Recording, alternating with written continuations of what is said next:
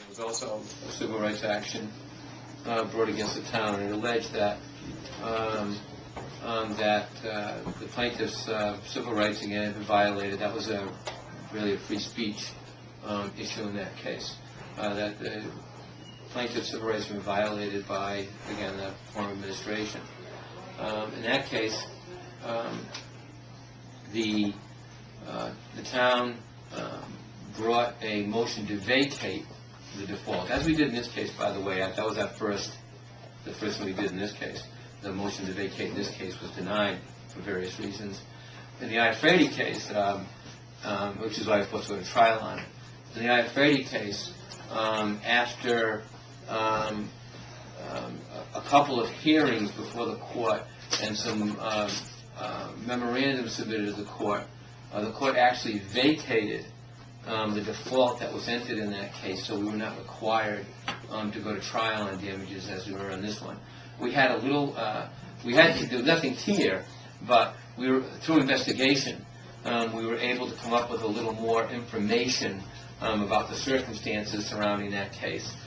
So frankly, we had success earlier in the process by getting the default vacated.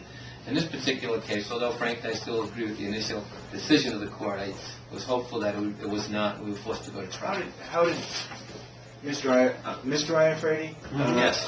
Say that he was injured by the town? What was? He alleged that as a result of certain. Falling off a truck. Yeah. He alleged that as a result of certain constantly protected political activities that he was engaged in campaigning and free speech, and he alleged that because of that, with the Becerra administration, right? Please be clear. Yeah, right. During that time period, he alleged that because of that, he was punished in his job. He worked for the town. He alleged that he was punished in his job and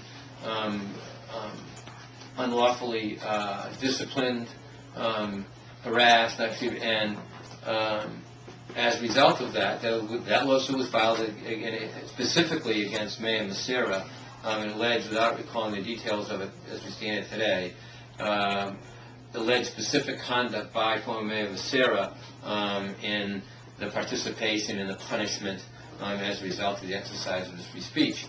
As I said, we were able to get that judgment vacated. When was that? How long ago? Let's see. A year and a half ago? Yeah, maybe a year and a half ago, maybe even a couple of years ago at this point. But between 18 and 24 months ago. It's funny, Mark and the rest of the press, how we got here, and all of a sudden, you know, and people try it. You know, attorneys would say, well, you owe us, my client this, my client that. You know, we're the new people on the block, and I guess they thought we were going to fold, but we don't do that. I mean, you know, when we talk about people putting judgments against the town, you know, we get, you know, the snow falling by, knock someone's mailbox down, we want $2,000 for the mailbox. So once again, I want to stress the fact that this town is not a cash cow for anybody out there, for anybody. But as I said, you know, Billy and Deidre, and they had really nothing to work over. They had a file that they could go to and say, okay, let's do some research. They basically had to start from scratch on both default judgments. And as I said, if you tally them up, not counting the interest, it's well over in excess of $5 million. Between Iafredi's 355 and this 4.35, not to include the interest, the taxpayers would have been on the hook for several $1 million. And today is a good day, an extremely good day for the taxpayers of this town. The statutory interest in zero down is 1%. It's 12% calculated simple interest at 1% a month.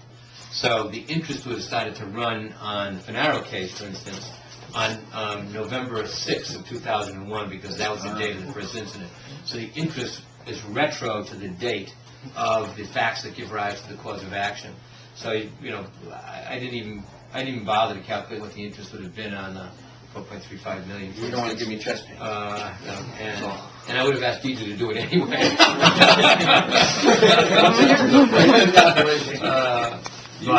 So with interest, if the town had been forced to resort to a judgment bond to pay off these judgments, it would have been well over $5 million. Yeah. Oh yeah. I mean, yeah. Would have been double. Would have been double. Well, $10 million. Yeah, it would have been close to the $10 million market. Which is frightening.